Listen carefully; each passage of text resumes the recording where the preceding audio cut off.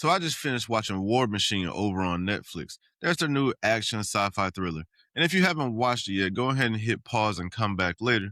Or if you don't mind me spoiling a few things when I may talk about some of the brutal army hazing that they do, some of the wild kills, and also that moment in the movie that kind of flips the entire script. We start out thinking that we're getting a gritty meat and potatoes boot camp military flick, and then boom, we get a space robot falling out of space and crashing the entire party.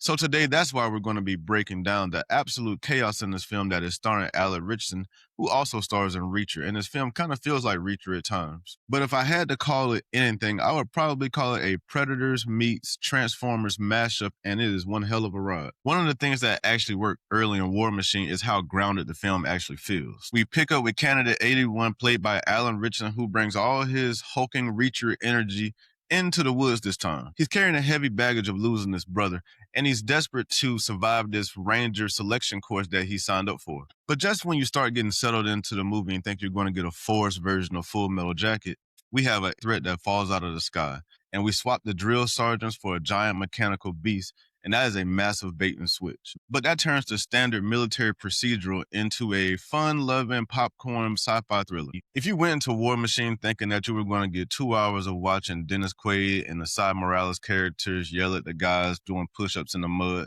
I'm actually not really sure what trailer you saw for this movie, because that was never going to be this film. And that entire illusion, if there ever was one, is shattered pretty fast. Once the immediate danger goes from failing a physical test to battling a laser shooting monster from outer space that is basically indestructible, then it basically hijacks the entire genre. This thing is kind of like a Jurassic Park T-Rex mixed with a Decepticon. And then to say they're battling this thing is not really true, because they sent these recruits into the woods with literally nothing. They have blank rounds, a few explosive, and their compasses are going crazy, so they don't even really know where they are. All while being hunted down by this alien tech that, for no real explainable reason, is hunting them down. But I will say that does raise the stakes in a movie from just kind of earning a badge or a patch on the shoulder to honestly trying to keep your post and survive for your life. You can't talk about this movie without talking about all of the carnage that comes with it. When 81 realizes that he can't just blast through this thing,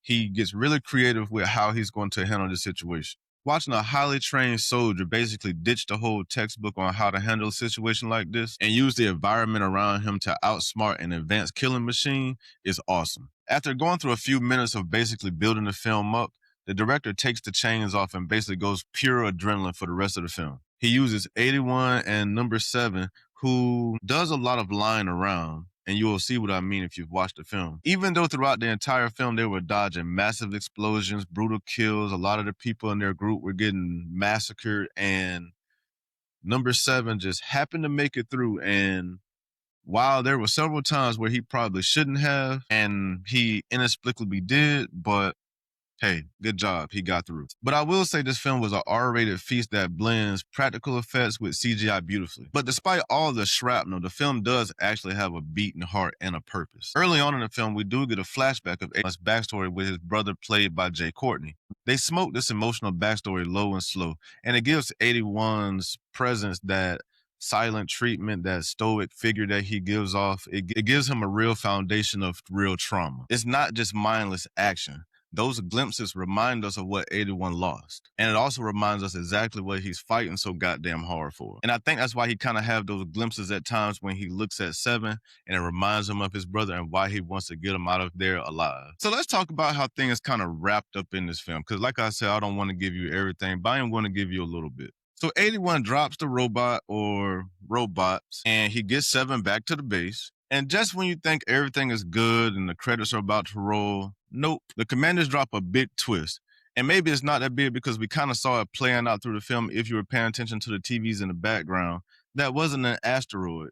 That was something else. And if you saw the monsters in the movie, or the machines, whatever you want to call them, I guess they are war machines. If you saw them in the movie, you saw them that they were contacting somebody and they were trying to communicate with something. Now this is a full-scale global invasion. What we got here was the first wave, and they were everywhere. They got scattered out by this one asteroid, and now they contact them, and now tens of thousands of them are going to come down and rain hell upon Earth. And what does the freshly cemented as a Ranger 81 do?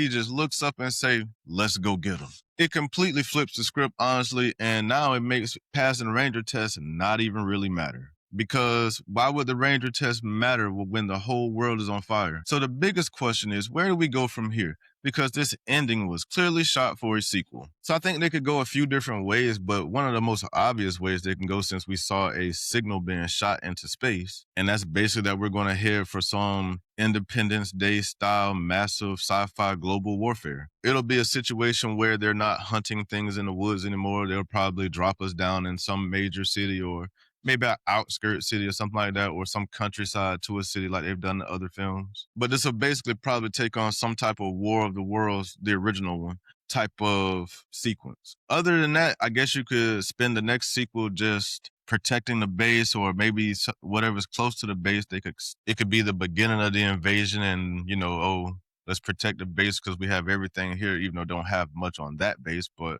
let's protect this base or protect a base, and the invasion just started, and then we could pick up there, and I'm sure that will lead into a War Machine 3.